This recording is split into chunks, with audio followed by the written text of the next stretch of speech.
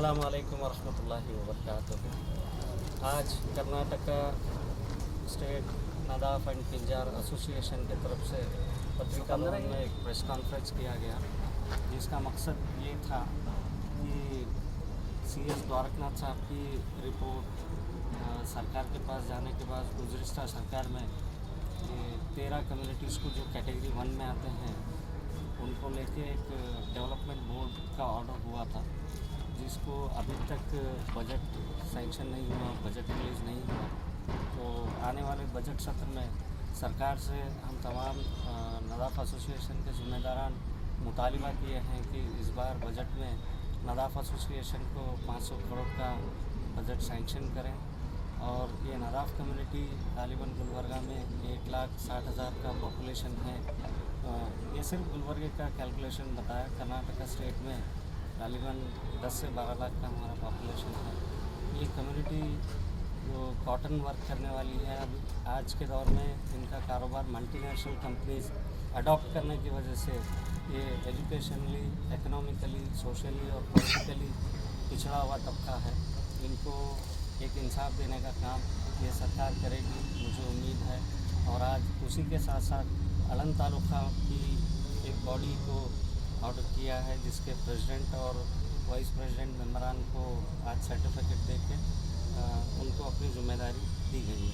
अस्सलाम वालेकुम व रहमतुल्लाह। कई सालों से ये डिमांड है, आपकी डिमांड फुलफिल नहीं हो रहे हैं, क्या रीज़न? गुज़िश्ता 20 सालों से हम मुतालिबा करते आए हैं कि डेवलपमेंट बोर्ड हमारे लिए बना के दें।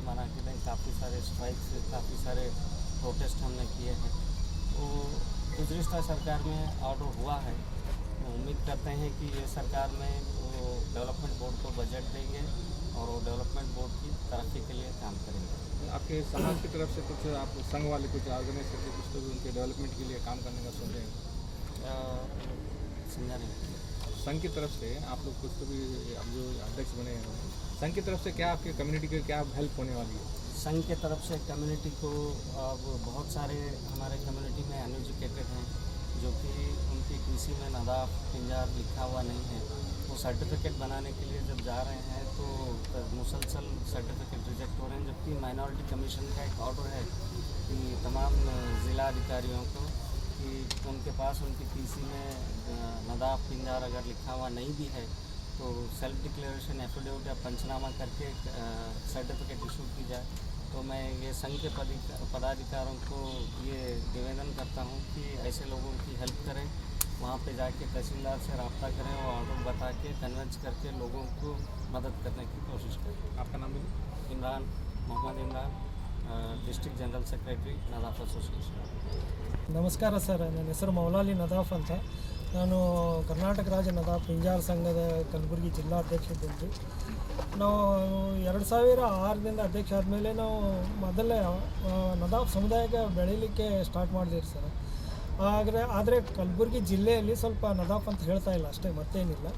ಈಗ ಒಂದು 80% ಜನ ನದಾಫ್ ಅಂತ ಹೇಳ್ತಾ ಇದ್ದಾರೆ. ಈಗ ನಮ್ಮ ಸಮುದಾಯಕ್ಕೆ ಏನಂದರೆ ಸರ್, ಏನೇ ಆರ್ಥಿಕವಾಗಿ, ಶೈಕ್ಷಣಿಕವಾಗಿ ಮಕ್ಕಳಿಗೆ ಕಲೀಲಿಕ್ಕೆ ಅಂದರೆ ಕ್ಯಾಟಗರಿ 1ರಲ್ಲಿ ಬಂದರೆ ಮಾತ್ರ ನಮಗೆ ಸೌಲಭ್ಯ ಸಿಗ್ತೈತಿ. ಇಲ್ಲಾಂದರೆ ಉದಾಹರಣೆಗೆ ಇಂಜಿನಿಯರಿಂಗ್ ಮಾಡಬೇಕಂದ್ರೆ ಅದು 20,000 ಆಗಲಿ 50,000 ಆಗಲಿ ಡೊನೇಷನ್ 10 ಲಕ್ಷ ಆಗಲಿ ಅದು ಕೊಡಲಿಕ್ಕೆ ಸಾಧ್ಯ ಇಲ್ಲ. ಯಾಕಂದರೆ ಬಡವ ಸಮುದಾಯ ಸರ್. ಸರ್ಕಾರ ನಮಗೆ 1993ರಲ್ಲಿ ಕ್ಯಾಟಗರಿ 1ರಲ್ಲಿ ತೆಗೆದಾರೆ ಸರ್, JH ಪಟೇಲ್ ಸಾಹೇಬ್ರು ಇದ್ದಾಗ. ಅದರಲ್ಲಿ ನಾವು ಕ್ಯಾಟಗರಿ 1ರಲ್ಲಿ ಬಂದು ನಾವು ಅದಕ್ಕೆ ಉಪಯೋಗ ಮಾಡಲಿಕ್ಕೆ ನಮ್ಮ ಮಕ್ಕಳಿಗೆ ಶಿಕ್ಷಣದಲ್ಲಿ ಅದು ಏನಾದರೂ ಉಪಯೋಗ ಆಗಬೇಕಂದ್ರೆ ಕ್ಯಾಟಗರಿ 1 ಸರ್ಟಿಫಿಕೇಟ್ ಬೇಕು ಸರ್ ನಮಗೆ. ಅದಕ್ಕೆ ಕ್ಯಾಟಗರಿ 1 ಸರ್ಟಿಫಿಕೇಟ್ ಇದ್ದರೆ ನಮ್ಮ ಮಕ್ಕಳಿಗೆ ಈಗ ಶಾಲೆಯಲ್ಲಿ ಹೋದರೆ ನಮಗೆ ಎಲ್ಲ ಫೀಸ್ ಮಾಫ್ ಆಗ್ತೈತೆ ರೀ, ಡೊನೇಷನ್ ಎಲ್ಲ ಇರೋದಿಲ್ಲ, ಗೌರ್ಮೆಂಟ್ ಕೋಟಾದಲ್ಲಿ ಸೀಟ್ ಸಿಗ್ತೈತಿ. ಅದಕ್ಕೆ ಅದರ ಸಲುವಾಗಿ ನಾವು ಈಗ ಪೂರಾ ಗುಲ್ಬರ್ಗ ಜಿಲ್ಲೆಯಲ್ಲಿ ಎಲ್ಲ ತಾಲೂಕು ಮಾಡಿದ್ದೀವಿ. ಒಂದು ಅಳನ್ ತಾಲೂಕು ಮಾತ್ರ ಉಳಿದಿತ್ತು, ಅದನ್ನು ಈ ತಿಂಗಳಲ್ಲಿ ಪೂರಾ ಮಾಡಿ ನಾವು ಸಂಪೂರ್ಣ ನಮ್ಮ ಏನಂತೀವಿ ನಮ್ಮ ಇಚ್ಛೆ ಪ್ರಕಾರ ಎಲ್ಲ ಕೆಲಸ ಆಗೋಗ್ಯದ್ರಿ ಸರ್. ಈಗ ಅವರಿಗೆ ನಾವು ಎಲ್ಲ ಈಗ ಜಿಮ್ಮೆದಾರಿ ಕೊಡ್ತಾ ಇದ್ದೀವಿ. ಈಗ ನೀವು ಮುಂದೆ ಮಾಡ್ಕೊತ ಹೋಗ್ರಿಯಪ್ಪ, ಈಗ ಎಲ್ಲರೂ ಈಗ, ಯಾಕಂದರೆ ನಮ್ಮದು ಈಗ ವಯಸ್ಸಾಗ್ಯದೆ.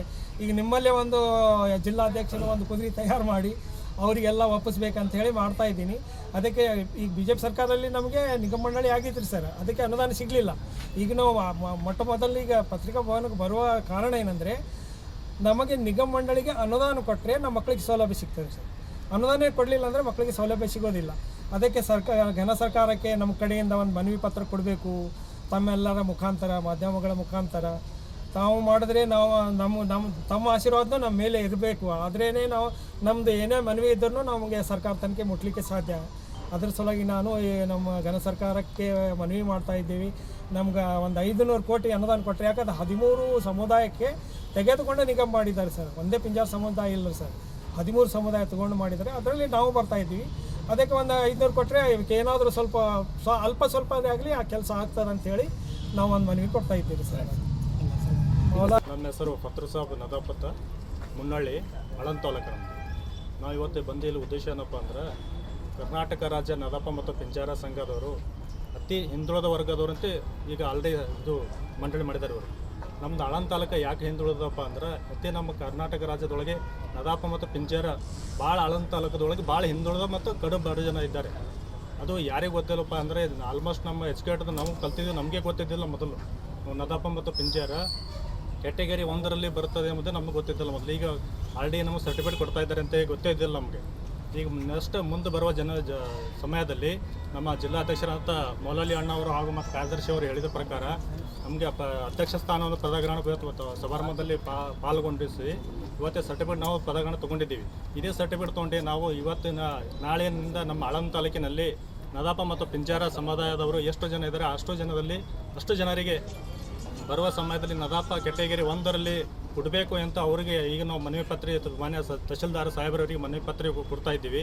ಹಾಗೂ ಅದೇ ರೀತಿ ಮುಂದೆ ಅಚಾನಕ್ ನಮ್ಮ ಯಾವುದೇ ಸಮಸ್ಯೆಗಳನ್ನು ಬಗೆಹರಿಸಿಲ್ಲ ಅಂದರೆ ಮುಂದೆ ತಾಲೂಕು ಕಮಿಟಿ ಆಡಳಿತ ಭವನ ಅದರ ಉಗ್ರವಾದ ಹೋರಾಟ ಮಾಡುವಂಥ ಪರಿಸ್ಥಿತಿ ಬರಬಾರ್ದು.